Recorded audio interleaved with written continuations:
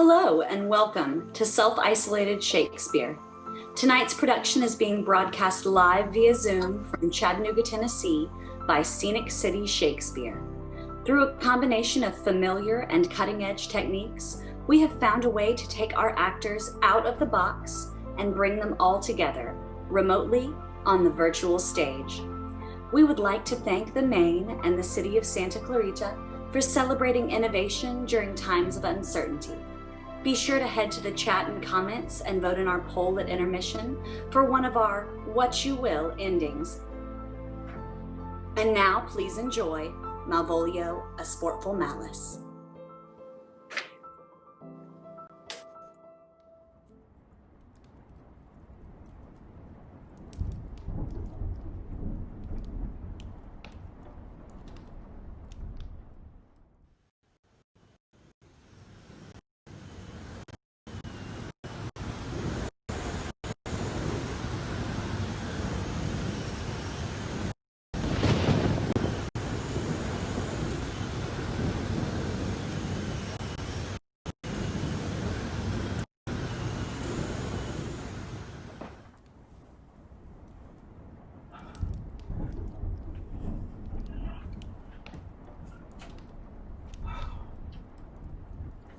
What a plague means my niece to take the death of her brother thus?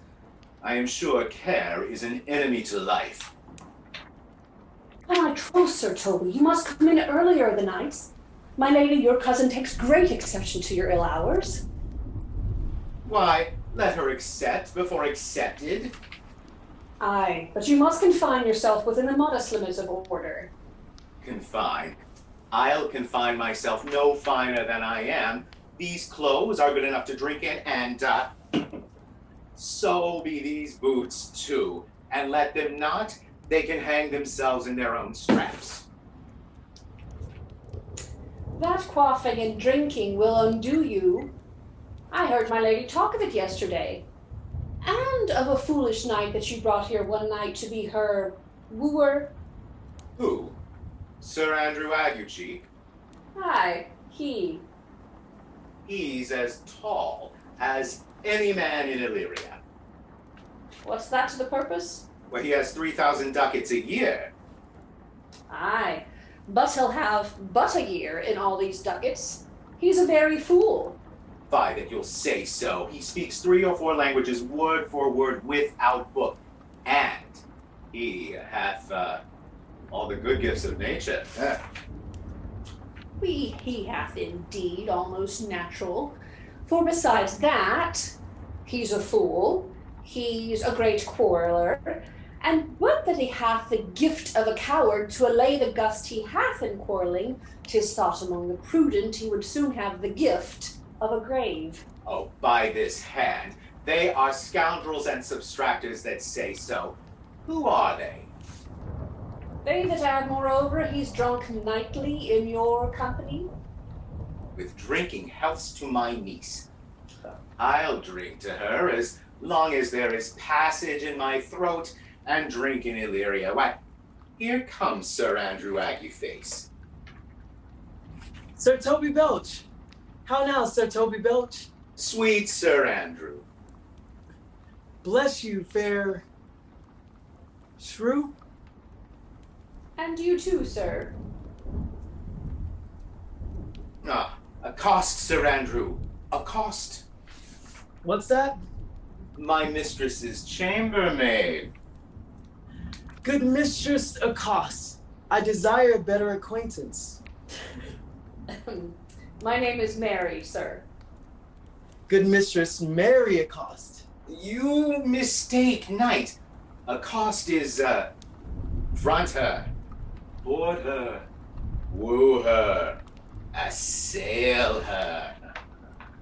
By my troth, is that the meaning of accost? Fare you well, gentlemen. And thou let part so, Sir Andrew, thou wouldst never draw sword again. And you part so, mistress, my knight never draw sword again. Fair lady, do you think you have fools in hand? Sir, I have not you by the hand. Married, but you shall have, And here's my hand. Nay, sir. Thought is free. I pray you take your hand to the buttery bar and let it drink. Wherefore, sweetheart? What's your metaphor? It's dry, sir. Why, I think so. I'm not just an ass, but I can keep my hand dry. But what's your jest? Yeah. A dry jest, sir. Are you full of them? Aye, sir. I have them at my fingers' ends. Oh, knight, thou lackest a cup of canary. When did I see thee so put down? Never in your life unless you see canary put me down. Methinks sometimes I have no more wit than an ordinary man has. But I am a great eater of beef, and I think that does some harm to my wit. No question. And I thought that I forswear it. I'll ride home tomorrow, Sir Toby. Your niece will not be seen, or if she be, it's 4 to 1. She'll none of me. The Count himself here hard by woos her. Oh, she'll none of the Count. She'll not match above her degree, neither in estate, years, nor wit. I have heard her swear to it. Tut, there's life in it, man. I'll stay a month longer.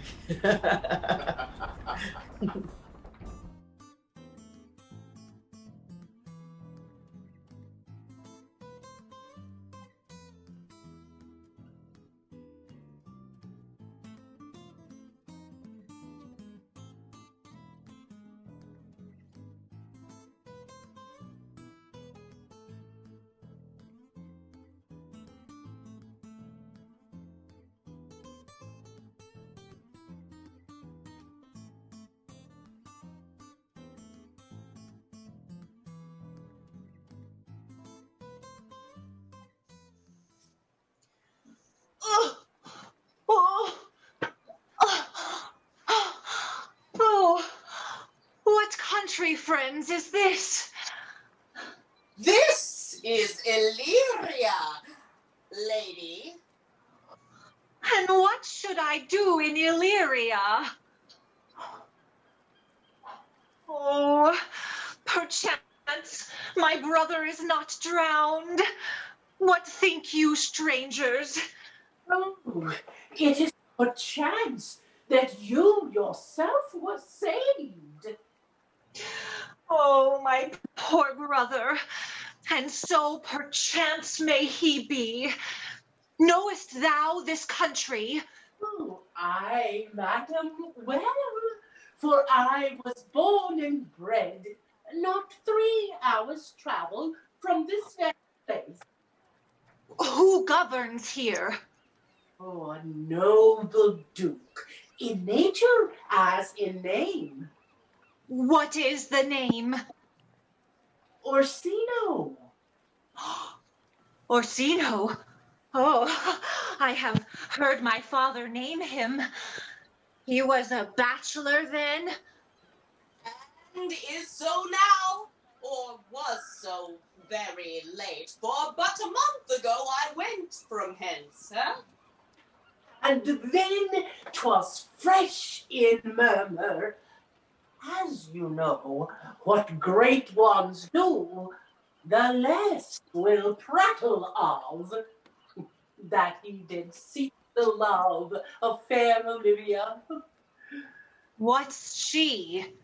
Oh, a virtuous maid, the daughter of a count that died 12 months since, then leaving her in the protection of his son, her brother, who shortly also died, and for whose dear love, they say, she hath abjured the company in sight of men.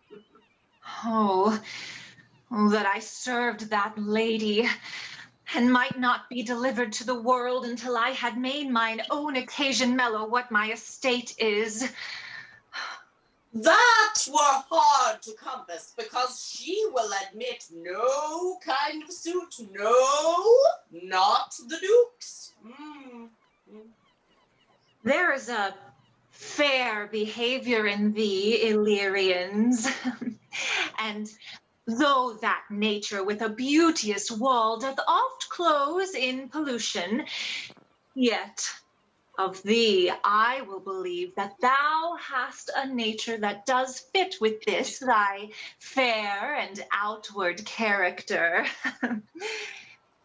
I prithee, and I'll pay thee bounteously, conceal me what I am, and be my aid for such disguise as shall haply become the form of my intent. I'll serve this Duke. Thou shalt present me as a eunuch to him, and I will make it worth thy pains, for I can sing, and I can speak to him in many sorts of music that might prove me very worth his service. Only shape thou thy silence to my wit. Be you his eunuch, huh? And your mute I'll be. My tongue blabs. Then let mine eyes not see. Oh, I thank thee. Lead me on.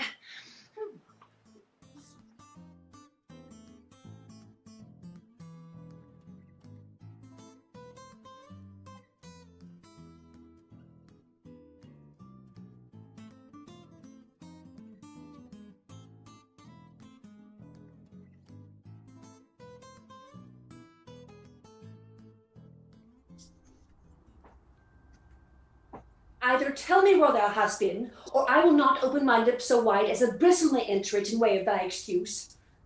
My lady will hang thee for thy absence. Let her hang me. He that is well hanged in this world need fear no colors. Make that good. He shall see none to fear, huh?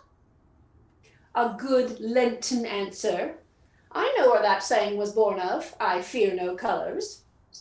Where, good Mistress Mary? In the wars. And that may you be bold to say in your foolery. Well, God give them wisdom that have it. And those that are fools, let them use their talents, huh? Yet you will be hanged for being so long absent. Or to be turned away. Is not that as good as a hanging to you? Many a good hanging prevents many a bad marriage. And as for turning away, let summer bear it out. Peace, you rogue. No more of that. Here comes my lady. Make your excuses wisely. You were best.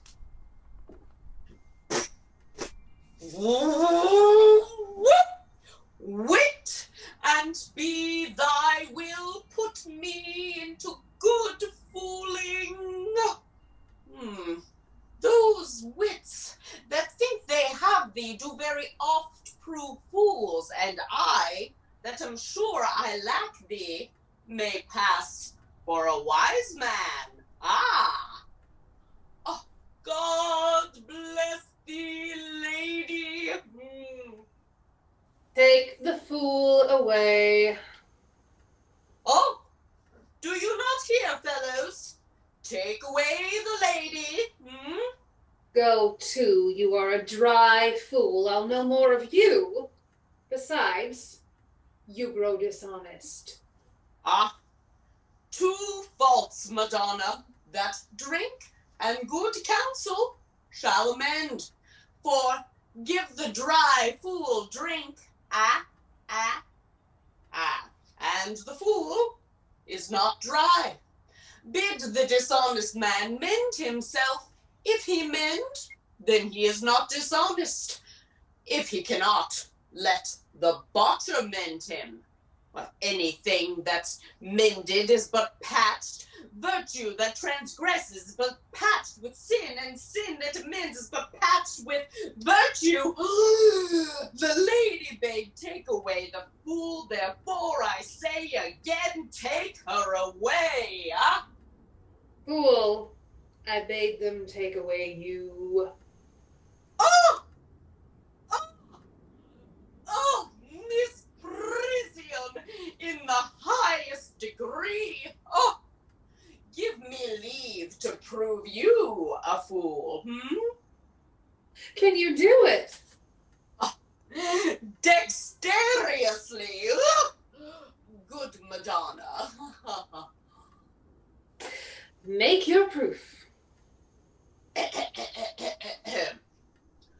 Good Madonna, why mournest thou?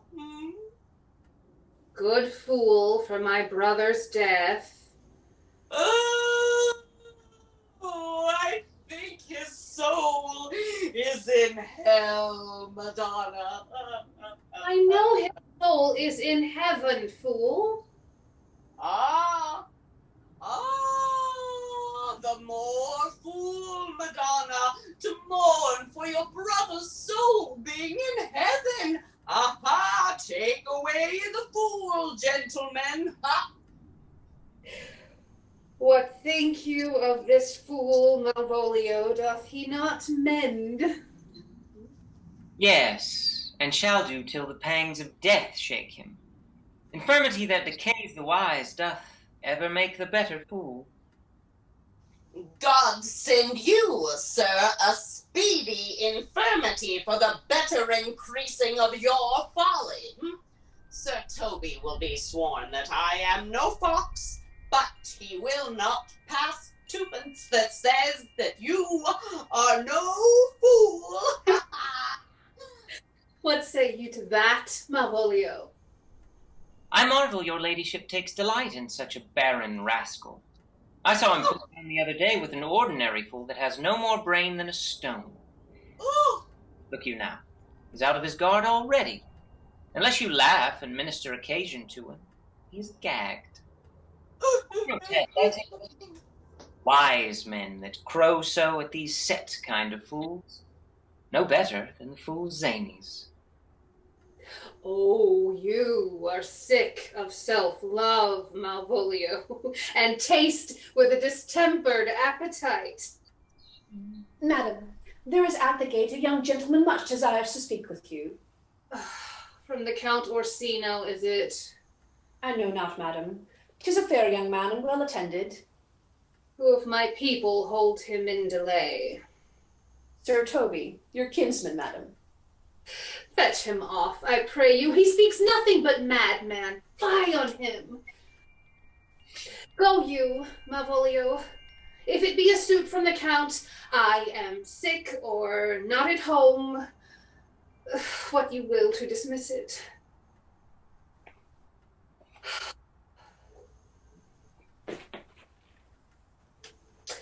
By mine honor, half drunk. What is he at the gate, cousin? A gentleman. A gentleman. What gentleman? 'Tis a gentle man here. Plague of these pickle Harrys. How now, sot? Oh, good Sir Toby. Ooh. Cousin, how have you come so early by this lethargy? Lechery. Oh. I defy lechery. There's one at the gate. Aye, Mary, what is he? Let him be the devil, and he will. I care not. Give me faith, say I. Well, it's all one. What a drunken man like, fool? Like a drowned man, a fool, and a madman. For One draft above heat makes him a fool. A second mads him. A third drowns him. Go thou and seek the crowner, and let him sit on my cause, for he's in the 3rd degree of drink. He's drowned. Go look after him. He is but mad yet, Madonna, and the fool shall look to the madman. Madam, yond young fellow swears he will speak with you. I told him you were sick. He takes on him to understand so much, and therefore comes to speak with you. I told him you were asleep. He seems to have a foreknowledge of that too, and therefore comes to speak with you. What is to be said to him, lady? He is fortified against any denial. Tell him he shall not speak with me. Has been told so.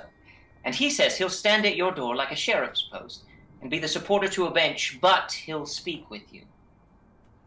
What kind of man is he? Why, of mankind. What manner of man? A very ill manner. He'll speak with you, will you or no? Of what personage and years is he? Not yet old enough for a man, nor young enough for a boy. As a squash is before 'tis a pease cod, or a codling when 'tis almost an apple, so it is with him in standing water between boy and man. He is very well-favored, and speaks very shrewishly. One would think his mother's milk was scarce out of him. Let him approach. Call in my gentlewoman. Gentlewoman!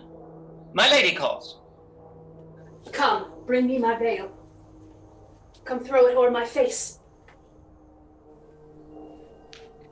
We'll once more hear Orsino's embassy. The honorable lady of the house, which is she? Speak to me. I shall answer for her. You will. Most radiant, exquisite, and unmatchable beauty.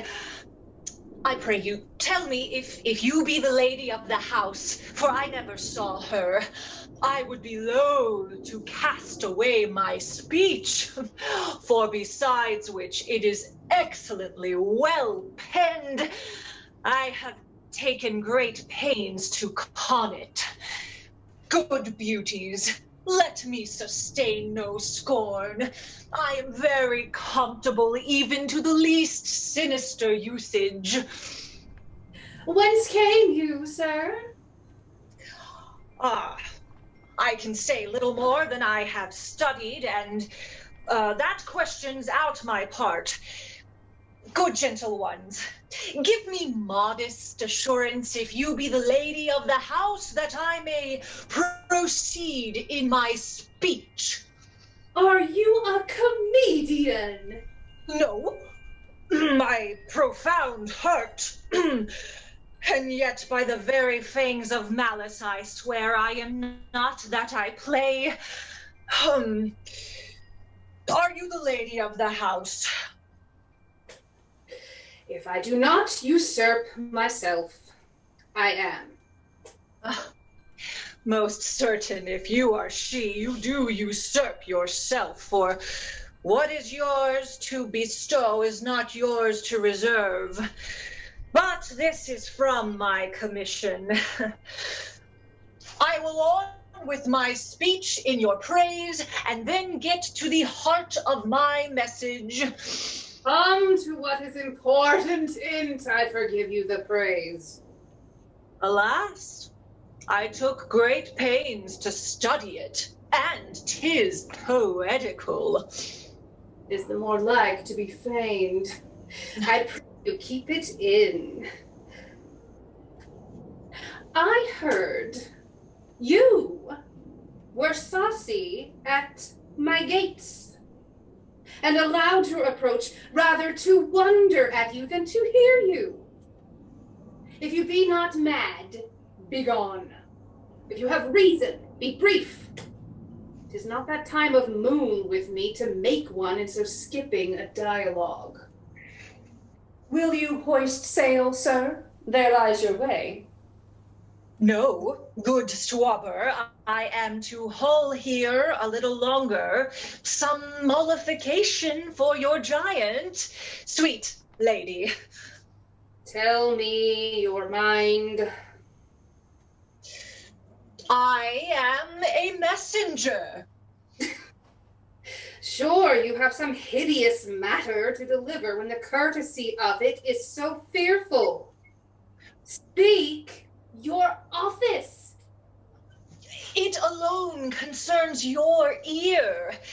I bring no overture of war, no taxation of homage. I hold the olive in my hand. My words are as full of peace as they are matter. Yet you began rudely. What are you? What would you? The rudeness that have appeared in me have I learned from my entertainment.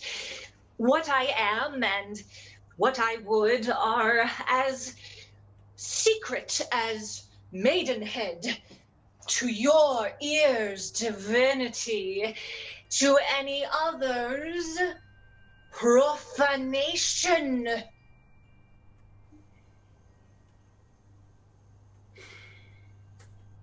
Give us the place alone. We shall hear this divinity. Now, sir, where lies your text? In Orsino's bosom. In his bosom. In what chapter of his bosom? To answer by the method in the first of his heart. Oh, I have read it. It is heresy. Have you no more to say? Good madam, let me see your face. Have you any commission from your lord to negotiate with my face? You are now out of your text. But we will draw the curtain and show you the picture. Oh. Look you, sir. Such a one as I was this day is not well done. Oh, excellently done. If God did all. 'Tis in grain, sir, 'twill endure wind and weather. 'Tis beauty truly blent, whose red and white nature's own sweet and cunning hand laid on. Oh, lady, you would be the cruelest she alive if you would leave these graces to the grave and leave the world no copy. Oh, sir, I will not be so hard-hearted. I will give out diverse schedules of my beauty. It shall be inventoried, and every particle and utensil labeled to my will. As item, 2 lips in different red. 2 gray eyes, with lids to them. Yeah. 1 chin, 1 neck, and so forth. Were you sent hither to praise me? I see what you are. You are too proud. And if you were the devil, you are fair. Oh. My lord and master loves you. Oh, such a love that could be but recompensed were you crowned the nonpareil of beauty. How does he love me? Oh, with adorations, with fertile tears, with groans that thunder love, with sighs of fire. Your lord does know my mind.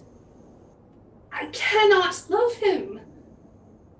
Yet I suppose him virtuous, know him noble, of great estate, of fresh and stainless youth, in voices well divulged, free, learned, and valiant, and in dimension and form of nature, a gracious person.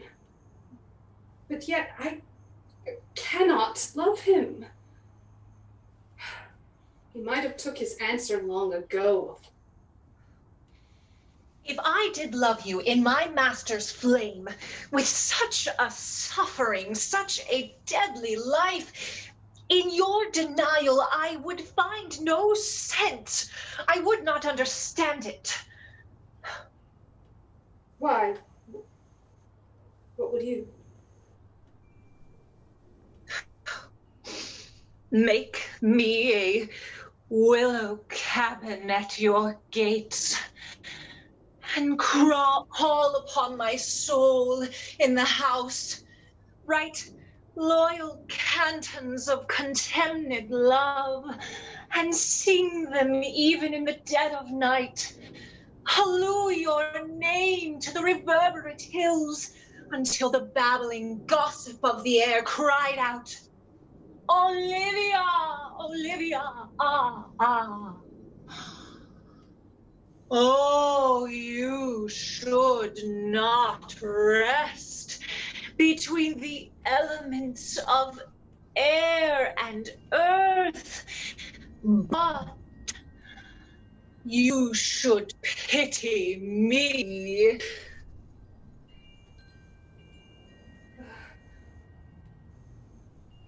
You might do well. What is your parentage?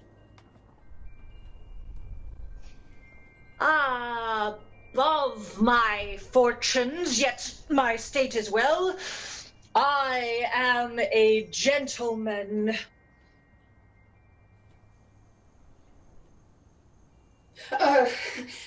Get thee to your lord. I cannot love him. Let him send no more. Unless, perchance, you come again to tell me how he takes it. Fare thee well. I thank thee for thy pains. Spend this for me. Oh, I am no feed post lady.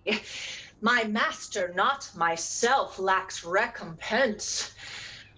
Love, make his heart of flint that you shall love, and let your fervor, like my master's, be placed in contempt. Farewell, fair cruelty.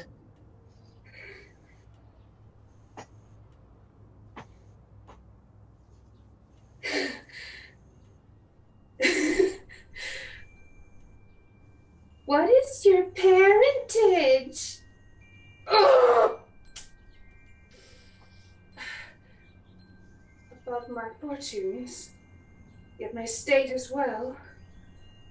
I am a gentleman. I'll be sworn thou art, and thy tongue, thy face, thy limbs, actions, and spirit do give thee fivefold blazon. Oh, not too fast. Soft. Oh, soft. Unless the master were the man.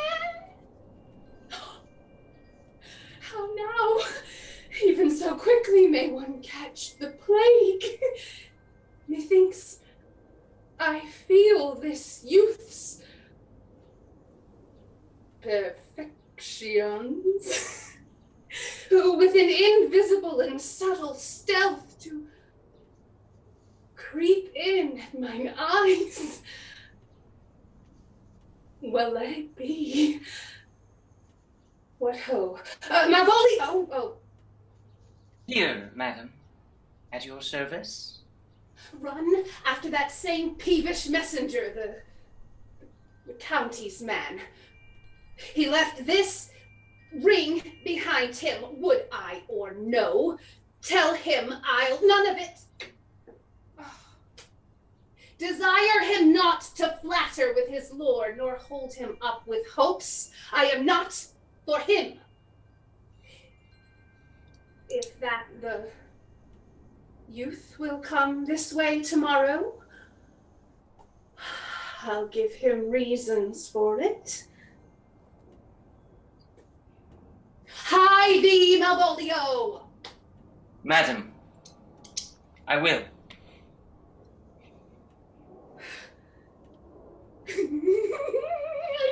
I know not what, and fear to find mine eye too great a flatterer for my mind. Fate, show thy force. Ourselves we do not owe. What is decreed must be. And be this so?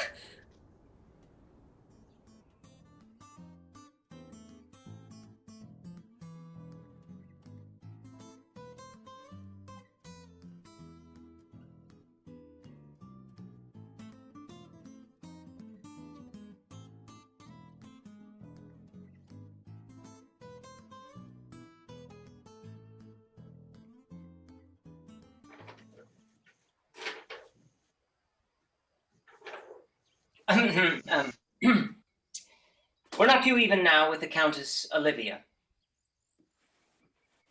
Even now, sir, on a moderate pace, I have since arrived, but hither. She returns this ring to you, sir. You might have saved me my pains to have taken it away yourself. She adds, moreover, that you should put your lord into a desperate assurance she will none of him.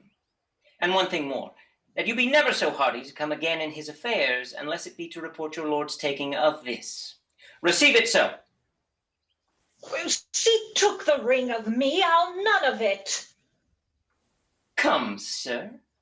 You peevishly threw it to her, and her will is it should be so returned. If it be worth stooping for, there it lies in your eye. If not, be it his that finds it. What? Oh. I left no ring with her. What means this lady? A fortune forbid my outsides have not charmed her. Oh, for she made good view of me, indeed so much that sure methought her eye had lost her tongue. For she did speak in starts distractedly.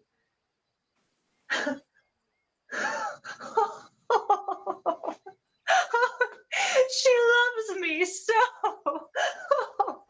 Oh, the cunning of her passion does invite me in this churlish messenger. Oh, none of my lord's ring. Why, he gave her none. Oh. I am the man. Oh, indeed, if so, as 'tis, poor lady, for she had better love a dream. Oh, disguise, I see thou art a wickedness, wherein the pregnant enemy does much. Oh, how easy it is for the proper false in women's waxen hearts to set their forms. Oh, alas, Afraid he is the cause, not we. For such as we are made of, such we be. Oh, how will this fadge? Oh, my master loves her dearly, and me, poor monster, am fond as much on him as she, mistaken, seems to dote on me. Oh, what will become of this? As I am man, my estate is desperate for my master's love, and as I am woman, oh, now, alas the day, oh, thriftless sighs shall bore a living breathe. What will become of this? Time, thou must untangle this. Oh, for it is too hard not for me to untie. Oh.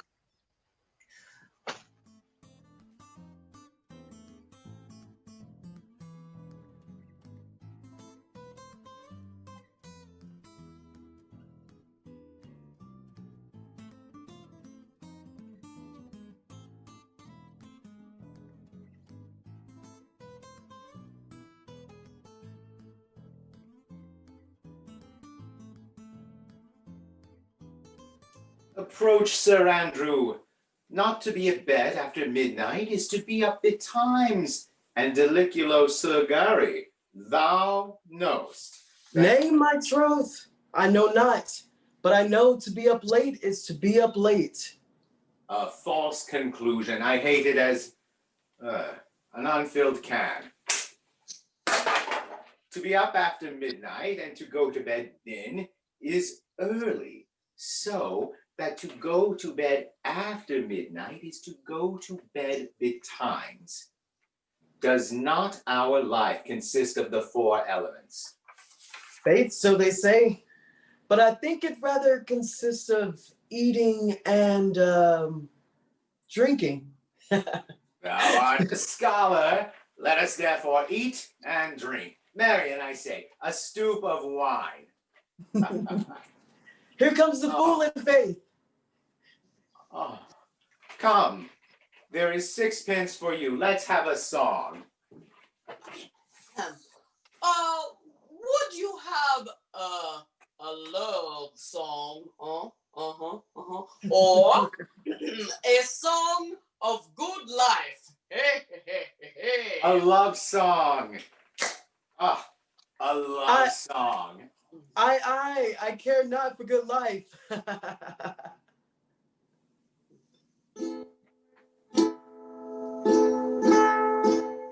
Oh, Mistress Mine, where are you roaming? Where are you roaming, my love? Excellent, good, and faith. Good. What is love? 'Tis not hereafter. 'Tis not hereafter. Oh. A mellifluous voice as I am tonight. A contagious breath. Very sweet and contagious in faith. Whoa.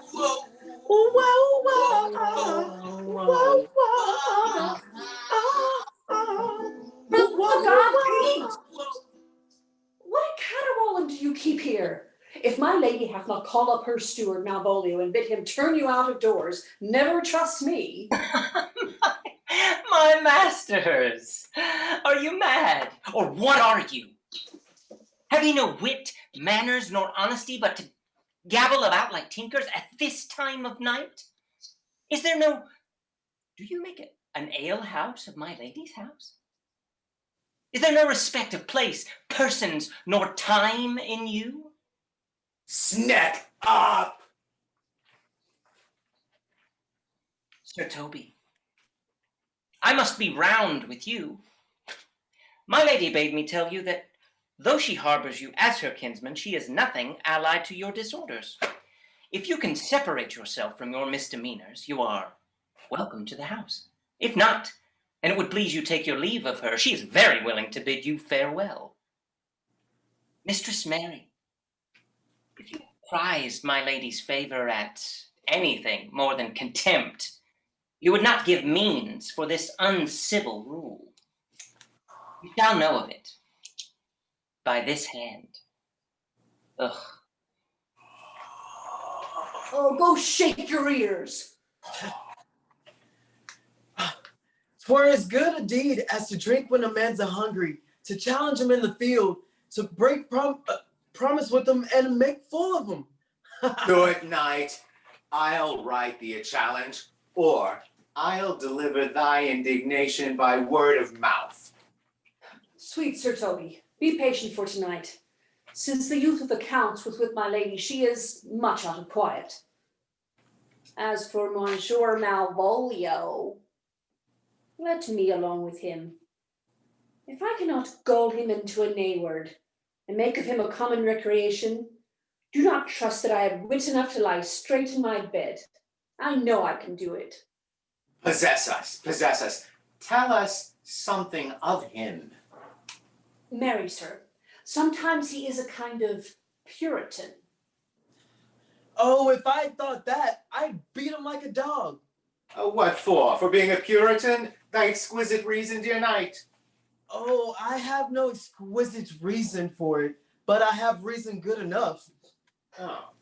He is an affectioned ass, the best persuaded of himself, so crammed as he thinks with excellencies, that it is his grounds of faith that all that look on him love him. And it is that vice in him that my revenge will find notable cause to work. What wilt thou do? I will drop in his way some obscure epistle of love, wherein by the color of his beard, the manner of his gait, the shape of his leg, the expression of his eye, forehead, and complexion, he shall find himself most feelingly personated. I can write very like my lady, your niece. On a forgotten matter, we can scarcely make distinction of our hand. Excellent. I smell a device. I have it in my nose, too. He shall think by the letters that thou wilt drop that they come from my niece and that she's in love with him. My horse is indeed a horse of that color. And your horse now will make him an ass. An ass, I doubt not. Oh, it will be a twirl. Sport royal, I warrant you. I will plant you two, and make the cook make a third, where he shall discover the letter. Observe his construction of it. For tonight, to bed, and dream on the event. Farewell. Good night, Penthelicea. Before me, she's a good wench. She's a beagle true bred, and what of that? One that adores me. I was adored once too. Let's to bed. Knight, thou hadst need send for more money. If I cannot recover your niece, I am a foul way out. Send for money, knight. If thou hast her not in the end, call me cut. If I do not, never trust me. Take it how you will. Come. I'll go burn some sack. Oh, it's too late to go to bed now. Come, night.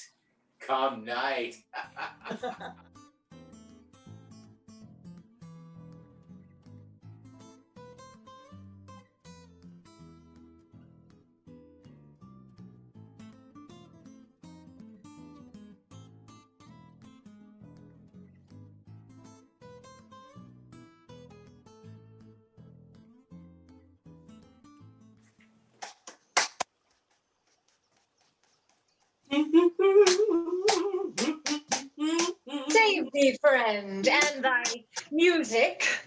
Dost thou live by thy tabor? No, sir. I live by the church. Art thou a churchman? No such matter, sir. I do live by the church, for I do live at my house, and my house doth stand by the church. Huh? So thou may say that if a king lies by a beggar, then a beggar dwell near him. Or if thy church stands by thy tabor, then the tabor stands by the church. You have said, sir. Art not thou the Lady Olivia's fool? No, indeed, sir. The Lady Olivia hath no folly. She will keep no fool, sir, until she is married, and fools are as like husbands as pilchards are to herrings. The husband's the bigger. I am indeed not her fool, but her corrupter of words. Huh? I saw thee late at the Count Orsino's. Foolery, sir, doth walk around the orb like the sun. It shines everywhere. I would be sorry, sir, but the fool should as oft be with your master as my mistress. I think I saw your wisdom there. Nay, and thou pass upon me, I'll no more with you. Hold, there's expenses for thee. Now, Jove, in his next commodity of hair, send thee a beard, huh? By my troth, I tell thee, I am almost sick for one, though I would not have it grow on my chin. Is thy lady within? Would not a pair of these have bread, sir? Yes, and being kept together and put to use. I would play Lord Pandarus of Phrygia to bring a Cressidas to this Troilus. I understand thee, 'tis well begged. Ha! The matter, I hope, is not great, sir, begging but a beggar. Cressida was a beggar. My lady is within, sir. I will construe to them whence you come, who you are, and what you would are out of my welkin, I might say, element, but the word is overworn, huh?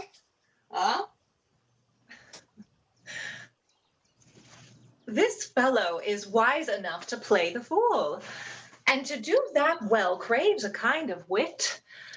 He must observe their mind on whom he jests, the manner of person and the time, and like the haggard check at every feather that passes before his eye. This is a practice as full of labor as a wise man's art. And yet, oh, folly that he so wisely shows is fit. But a wise man, folly fallen, often taint their wit.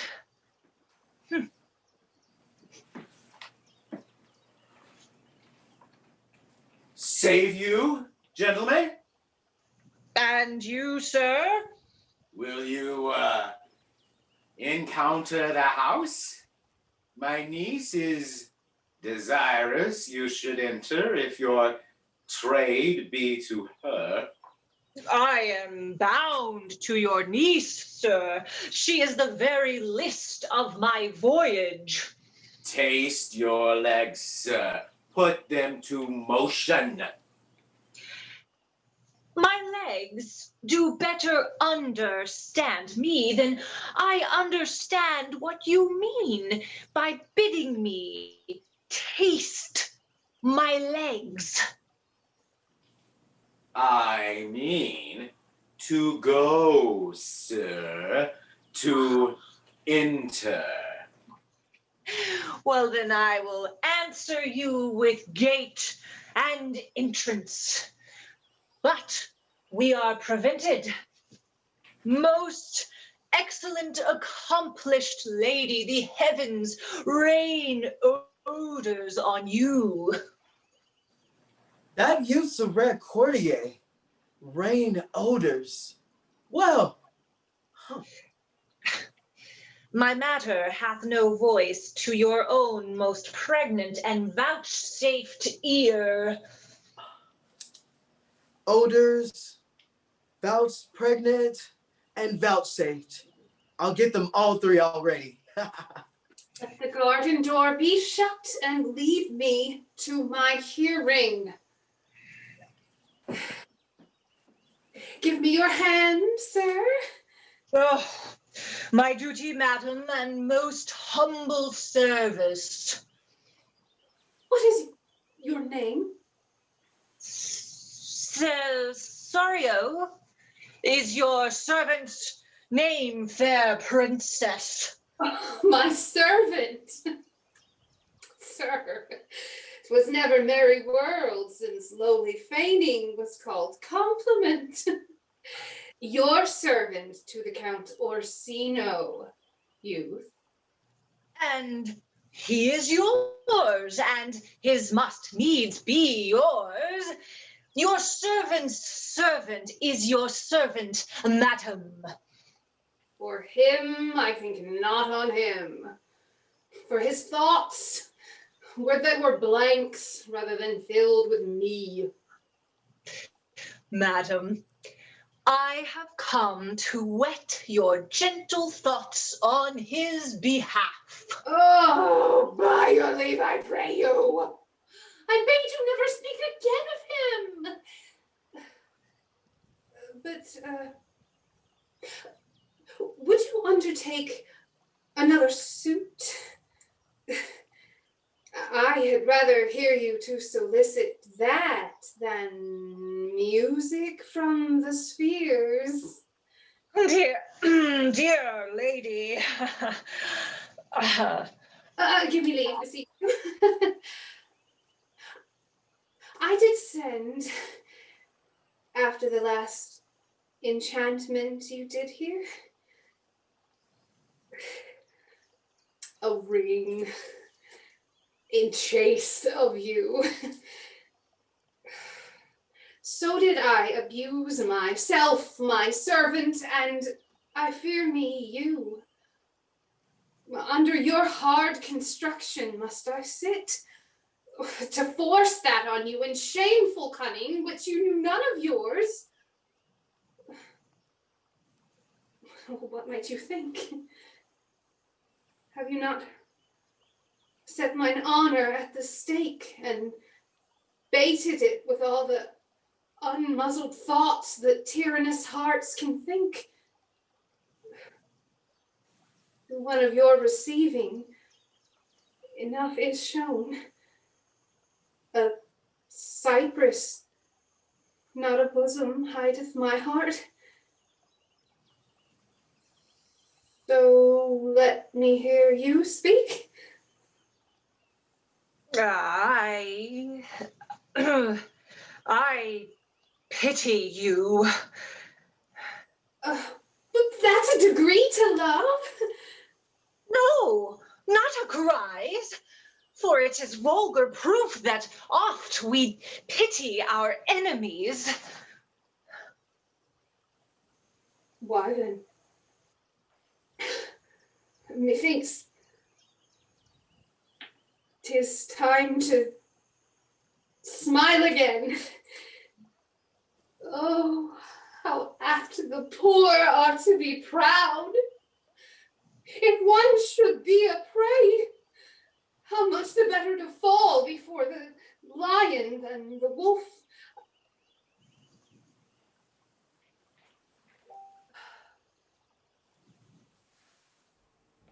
The clock upbraids me with a waste of time. Be not afraid, good youth, I will not have thee. And yet, when wit and youth are come to harvest, your wife is like to reap a proper man. There lies your way due west. Then westward ho! Grace and good disposition attend your ladyship. You'll nothing, madam, to my lord by me. Stay! I prithee tell me what thou thinkst of me. Oh, that you do think you are not what you are. If I think so, I think the same of you. Oh, then think you right, for I am not what I am. Would you were as I would have you be. Would it be better than I am, madam? Oh, I wish it might, for now I am your fool. Oh, what a deal of scorn looks beautiful in the contempt and anger of his lip. A murderous guilt shows not itself more soon than love that would seem hid. Love's night is noon. Cesario, by the roses of the spring, by maidhood, honor, truth, and everything, I love thee so, that maugre all thy pride, nor wit, nor wisdom can my passion hide. Do not extort thy reasons from this clause, for that I woo. Thou therefore hast no cause, but rather reason thus, with reason fetter.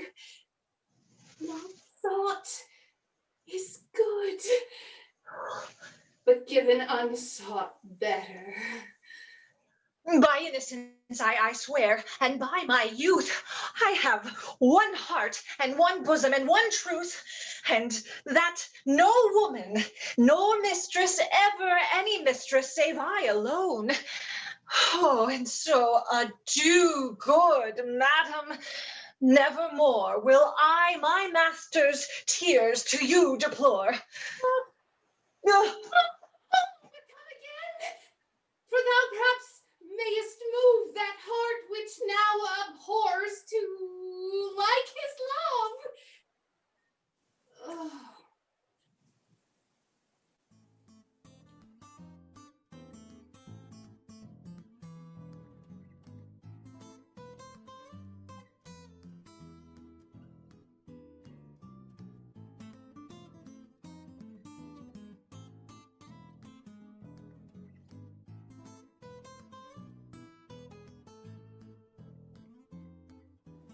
Come thy way, Signora Fabienne. Oh, nay, I come. If I lose a scruple of this sport, let me be boiled to death with melancholy. Wouldst thou not be glad to have the rascally sheep-biter come by some notable shame? Oh, I would exalt man. You know, he brought me out of favor with my lady here about a bear baiting. To anger him, we'll have the bear again, and we will fool him black and blue. Shall we not, Sir Andrew? And we do not. It is a pity of our lives. Oh, here comes the little villain. How now, my metal of India? Get ye all three into the box tree. Yond gull Malvolio is coming down this walk. He has been practicing behaviors to his own shadow this past half hour. Observe him for the love of mockery, for I know this letter will make a contemplative idiot of him. Close, in the name of jesting. Lie thou there, for here comes the trout that must be caught with tickling. 'Tis but fortune. All is fortune.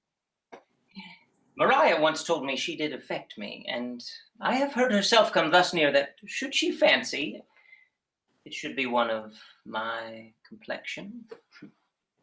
Besides, she uses me with more exalted respect than anyone else that follows her. What should I think on't? Oh, here's an overweening rogue. To be Count Malvolio.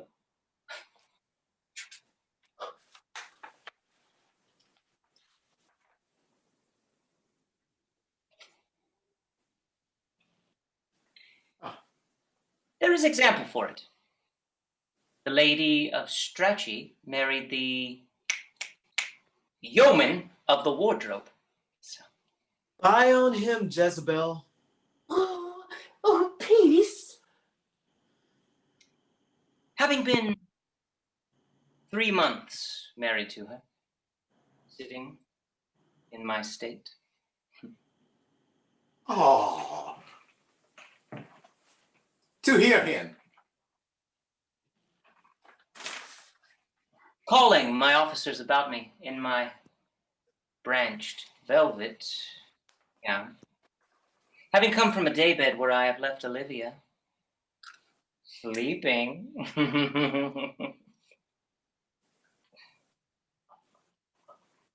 Oh. For a stone bow to hit him in the eye. Fire and brimstone. Peace. And then to have the humor of state, telling them I know my place as I would they should do theirs. To ask for my kinsman, Toby. Bolts and shackles. Peace. Now. 7 of my people with an obedient start make out for him. I frown the while, perchance wind my watch or play with some rich jewel. Toby approaches, curtsies to me. Shall this fellow live? I extend my hand to him, thus, quenching my familiar smile with an austere regard of control. And does not Toby take you a blow of the lips then? Saying, Cousin Toby, my fortunes, having cast me on your niece, give me this prerogative of speech. What? You must amend your drunkenness. Out, scab! Nay, patience, or we break use up our plot. Besides, you waste the treasure of your time with a foolish knight. That's me, I warned you. One Sir Andrew.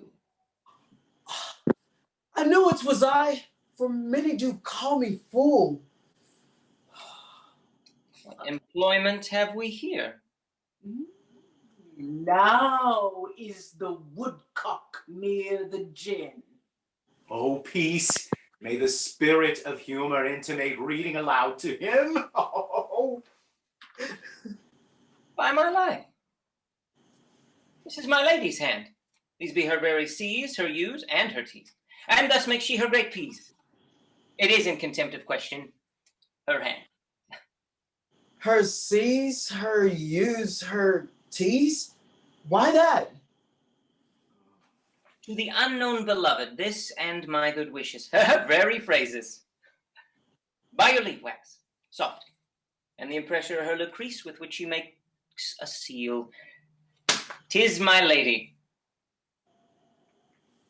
To whom should this be? This wins him, liver and all. Jove knows I love, but who? Lips do not move, no man must know. No man must know. What follows? The number's altered. No man must know. This should be thee, Malvolio. Marry, hang thee, skunk. I may command where I adore, but silence, like a Lucrece knife with bloodless stroke, my heart doth gore. MOAI doth sway my life. Oh, a fustian riddle. Oh, excellent wench, I say. MOAI doth sway my life. Nay, but first let me see. What dish of poison has she dressed him? I may command where I adore. Why, she may command me. I serve her. She is my lady. This is evident. To any formal capacity, there is no obstruction in this. And what should that alphabetical position portend? I could make something resemble that in me. Softly. MOAI.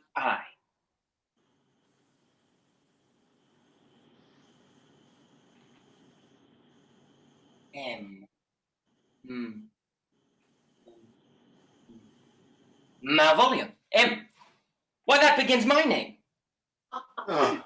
Not I say the cur would work it out. Also. MOAI. Every one of these letters is in my name. Soft. Here follows prose. These fall into thy hand, revolve. In my stars I am above thee, but be not afraid of greatness. Some are born great, some achieve greatness, and some have greatness thrust upon them. Thy fates open their hands, let thy blood and spirit embrace them, and to inure thyself, let to what thou art like to be, cast thy humble slough and appear fresh, be opposite with kinsmen, surly with servants, let thy tongue tang arguments of state, put thyself into the trick of singularity. She thus advises thee that sighs for thee. Remember who commended thy yellow stockings, and wished to see thee ever cross-gartered? I say remember. Go to, thou art made if thou desirest to be so. If not, let me see thee a steward still, this fellow of servants, and not worthy to touch fortune's fingers. Farewell. One that would alter services with thee, the fortunate unhappy. Daylight discovers not more. This is open. I will be proud. I will read politic authors. I will baffle Sir Toby. I will wash off gross acquaintance. I will be point devise the very man. You did commend my yellow stockings of late.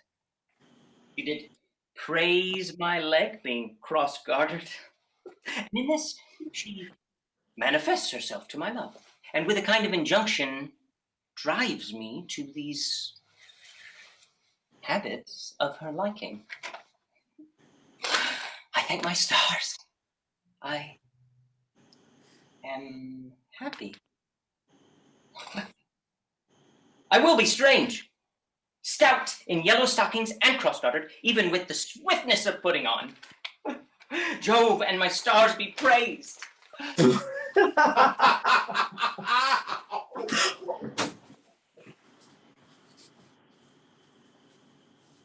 Here is yet a postscript. Thou canst not choose but know who I am. If thou entertainest my love, let it appear in thy smiling. Thy smiles become thee well, therefore in my presence still smile, dear my sweet, I prithee. Jove, I thank thee. I will smile. I will do everything thou wilt have me.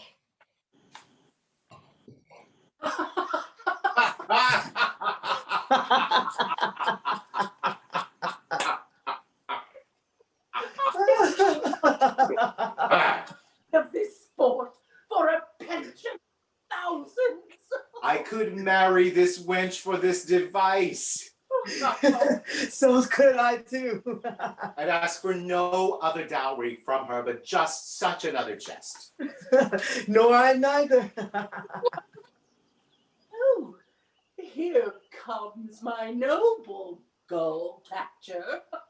Wilt thou set thy foot on my neck? Or on mine either. Why, thou hast put him in such a dream that when the image of it leaves him, he must run mad.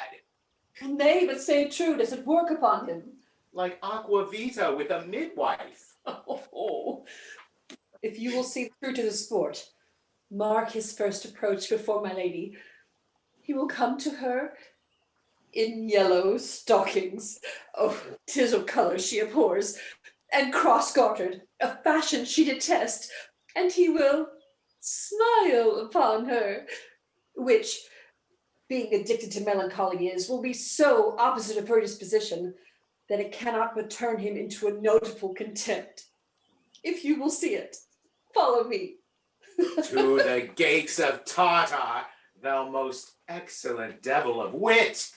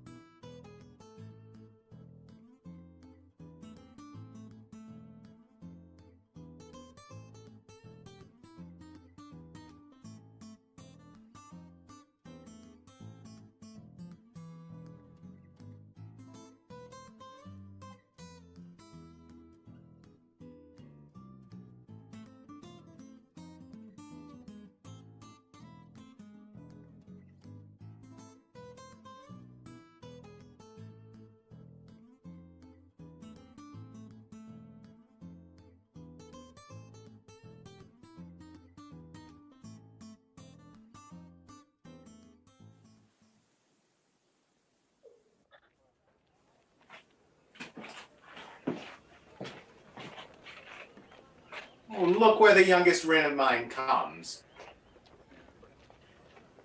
If you desire to spleen and will laugh yourself into stitches, follow me.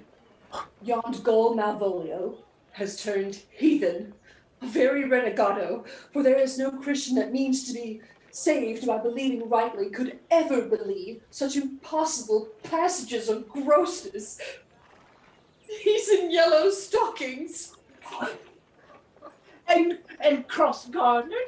Oh, most villainously.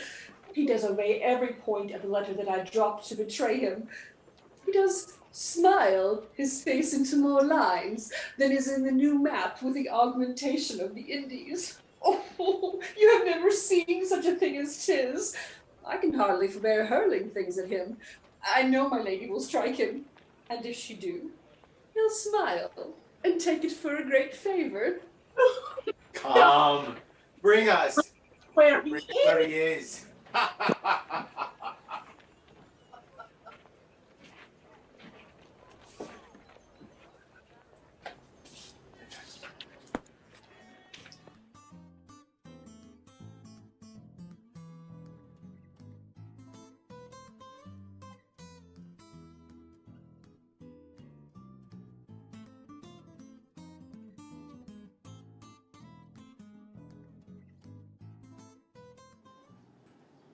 I have sent after him. He says he'll come. How shall I feast him? What bestow of him? For youth is bought more oft than begged or borrowed. I speak too loud. Where is Malvolio? He is sad and civil and suits well for a servant with my fortunes. Where is Malvolio? He's coming, madam, but in a very strange manner. He is sure possessed, madam.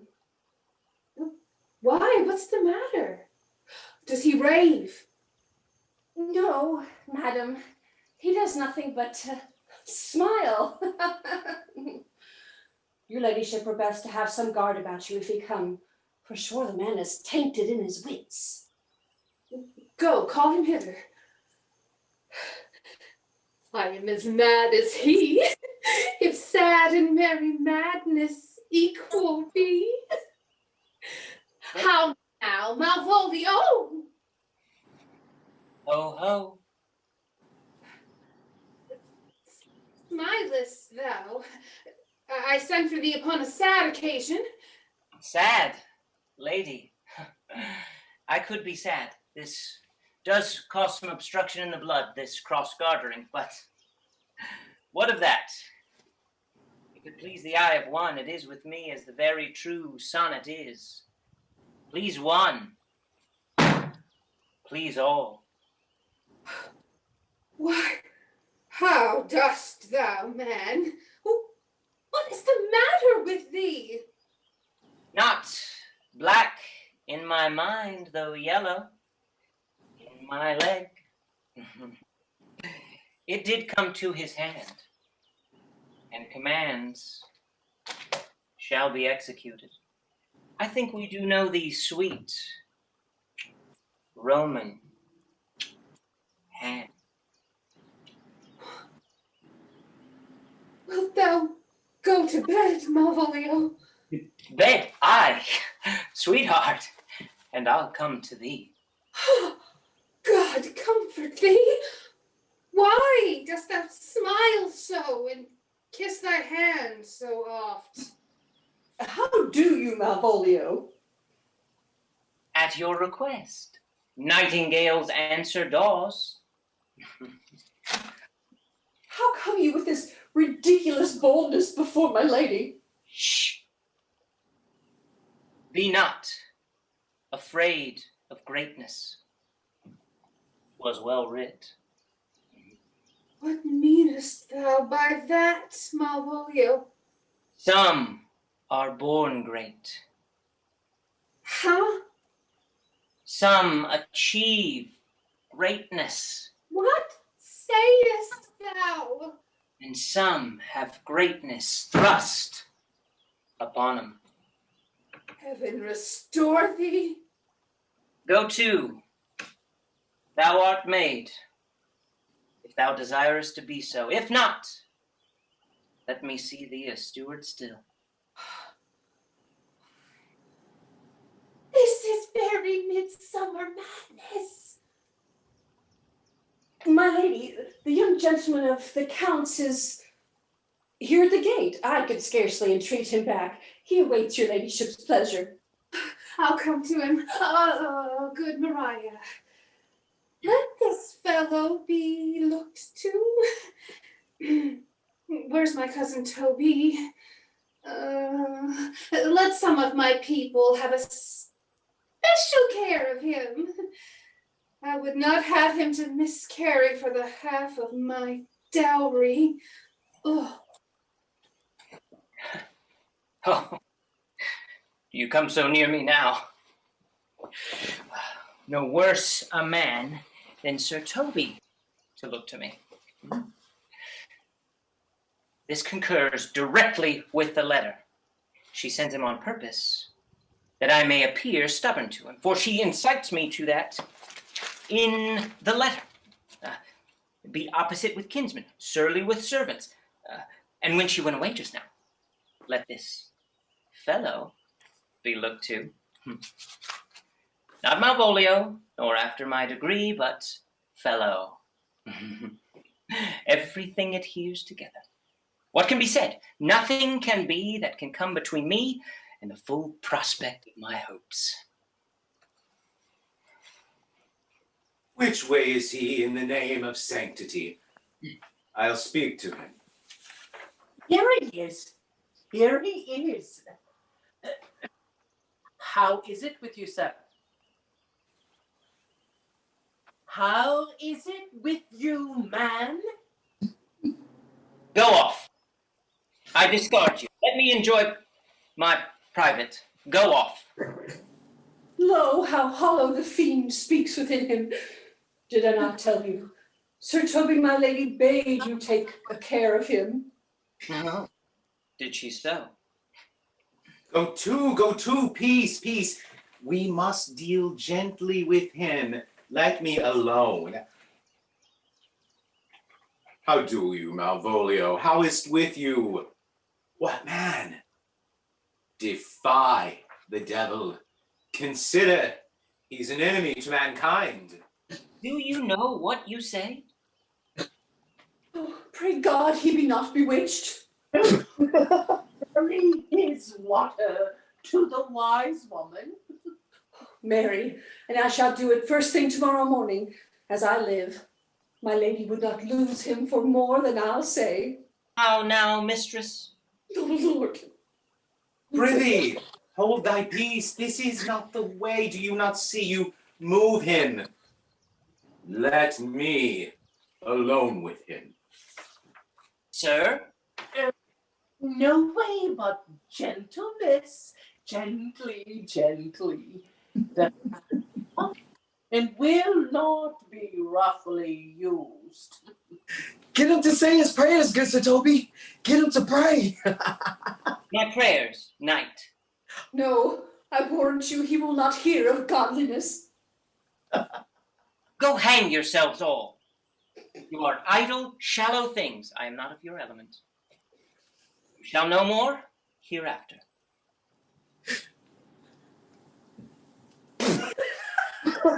Is it possible? Made upon a stage now, I could condemn as an improbable fiction. His very genius hath taken the infection of the device, man. Nay, pursue him now, lest the device take air and taint. Why, we shall make him mad indeed. The house will be quieter. Come, we'll have him in a room and bound. My niece is already in the belief that he's mad. We may carry it thus for our pleasure and his penance till our very pastime, tired, out of breath, prompt us to have mercy on him, at which time we will bring the device to the bar and crown thee for a finder of madmen. But see, but see.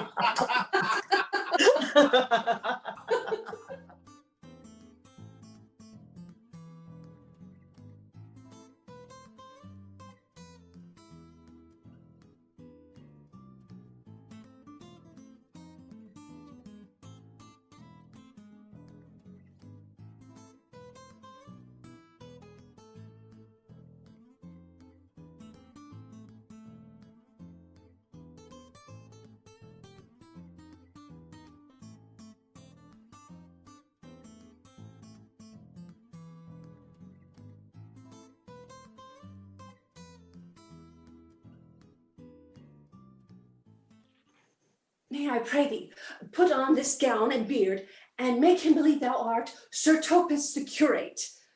I'll get Sir Toby the whilst. Well, I'll put it on, and I will dissemble myself in it. Oh, the competitors, enter. Jove bless thee, Master Parson. Oh, what ho! I say, peace in this prison. Oh, Oh, the knave counterfeits well. A good knave. Who calls there?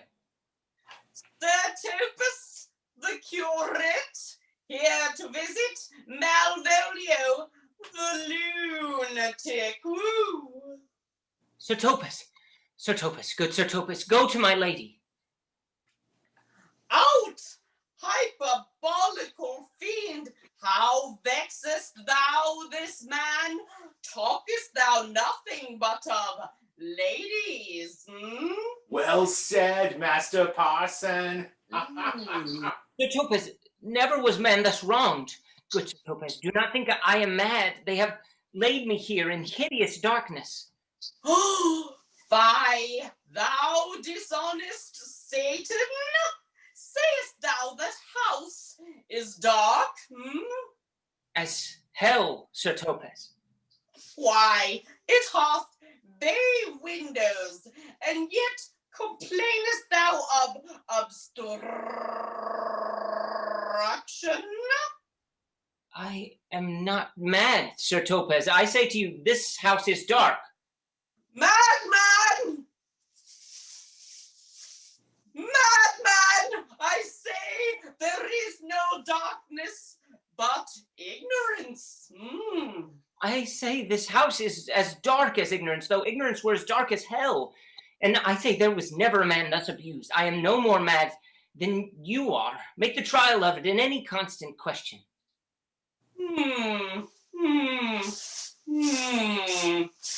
What is the opinion of Pythagoras concerning wildfowl?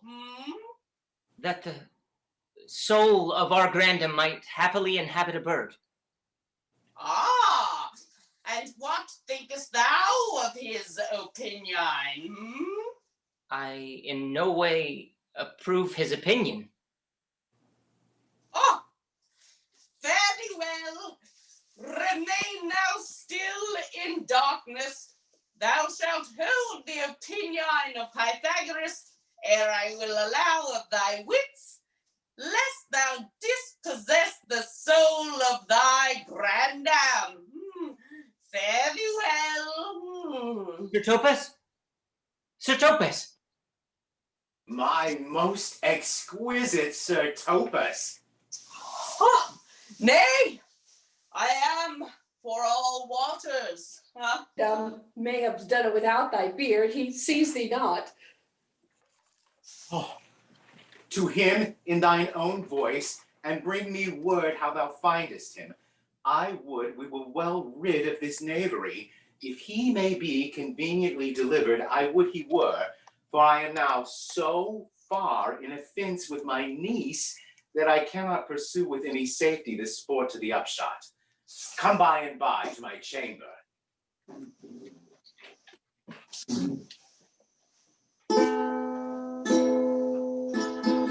Oh, mistress mine, Where are you roaming? Where are you roaming, my love? Fool? What is love? 'Tis not hereafter, 'tis not hereafter. Oh. Fool, I say. What? Oh? Who calls there?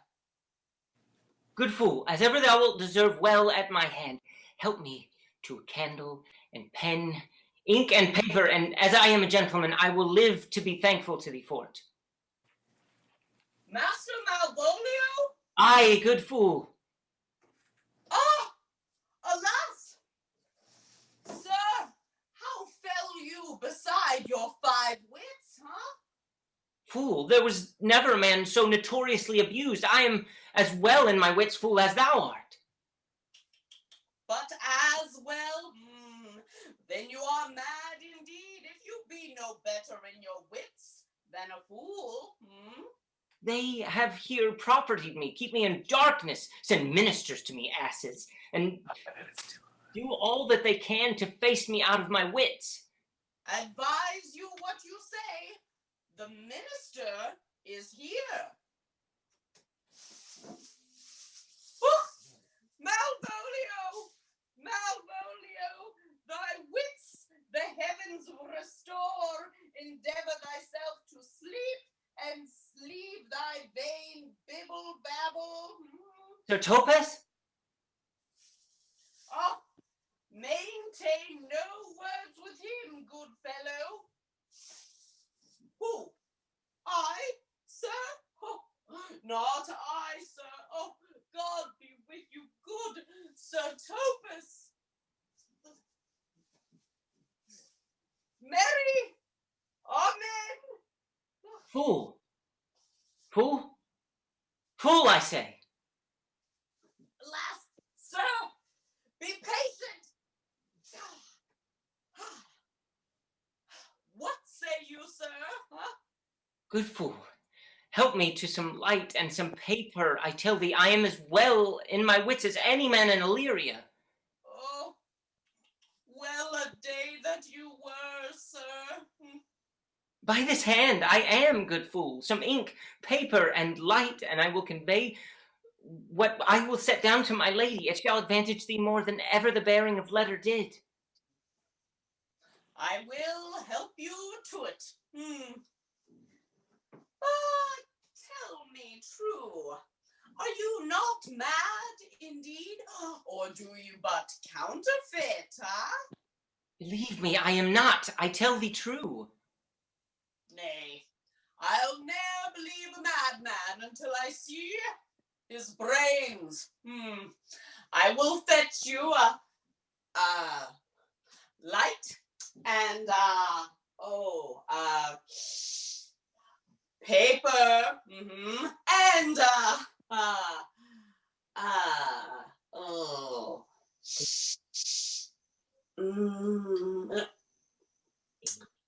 ink.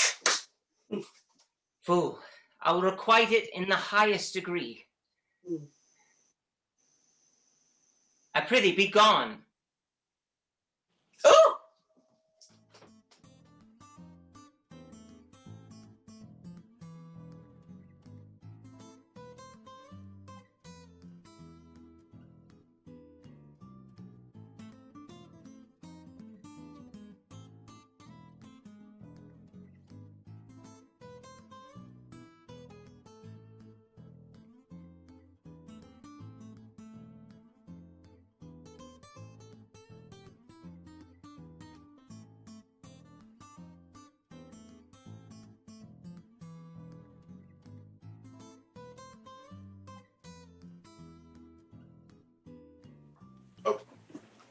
Now, hast thou lost me?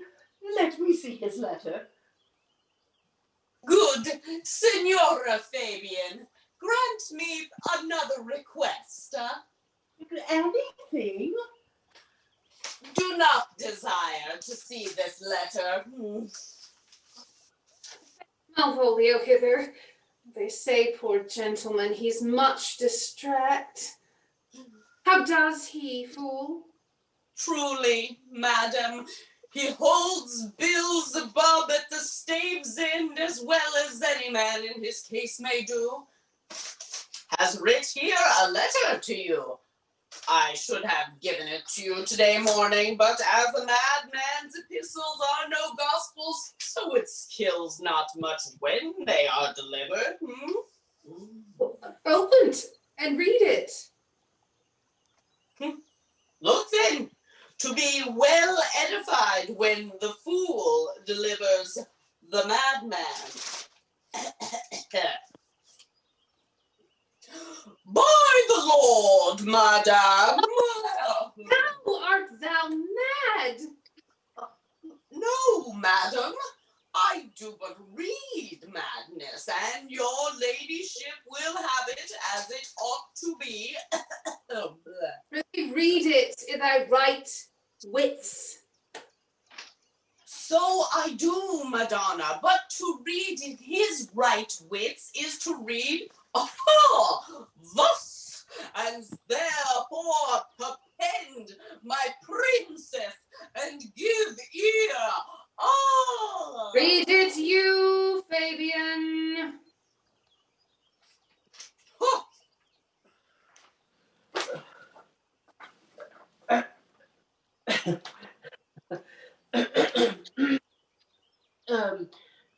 By the Lord, madam, you wrong me, and the world shall know it.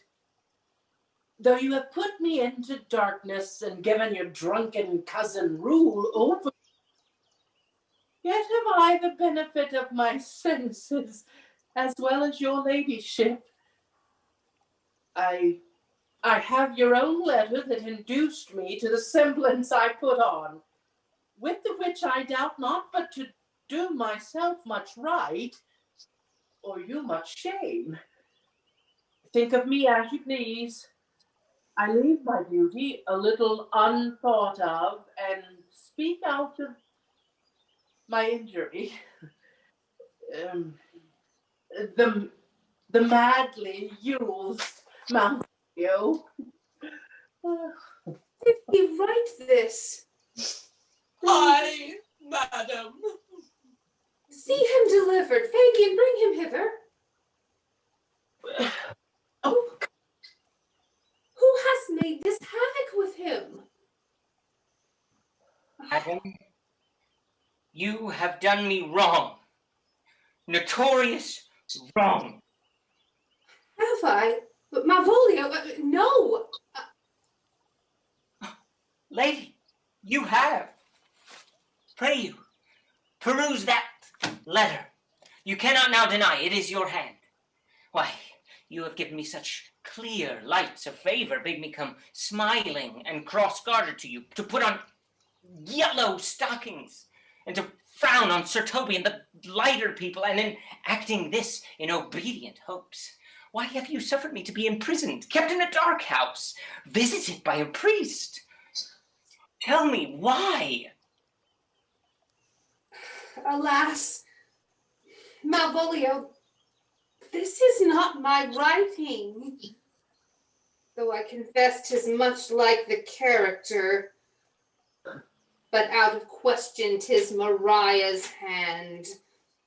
And now I do bethink me 'twas she first told me thou wast mad, and then camest in smiling, and in such forms which here are presupposed upon thee in the letter. Prithee be content. This practice hath most shrewdly passed upon thee, but when we know the grounds and authors of it, thou shalt be both plaintiff and judge of thine own cause. Good madam, hear me speak. Most freely I confess, myself and Toby set this device against Malvolio here, upon some stubborn and uncourteous parts we had conceived against him. Mariah writ the letter at Sir Toby's great importance, in recompense whereof he had married her. With a sportful malice, it was followed, may rather pluck on laughter than revenge, if that the injuries be justly weighed that have on both sides passed. Alas, poor fool, how they have baffled thee. Why, some are born great, some achieve greatness, and some have greatness thrown upon them. Aha! Yes! I was one, sir, in this interlude, one Sir Tophus. Ah, sir, but that's all one. Huh? Do you remember? Oh, by the Lord, fool, I am not mad. But do you remember? Oh, madam, why laugh you at such a barren rascal?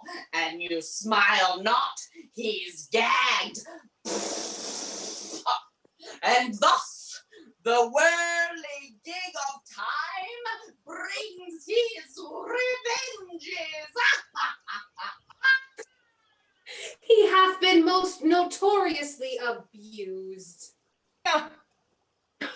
I'll be revenged on the whole pack of you. Oh.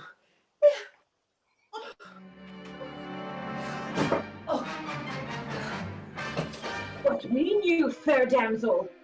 Oh, drop the axe, Cesario. Let's lose idiots. Ay, marry, let's. Mary? I thought you'd never ask. Ah, You can wear my bad suit and I'll wear... madam, I am not built like your father. That's okay, Mariah can alter. No, my sweetest lady, I've checkered past. For I just arrived on this land weekend last.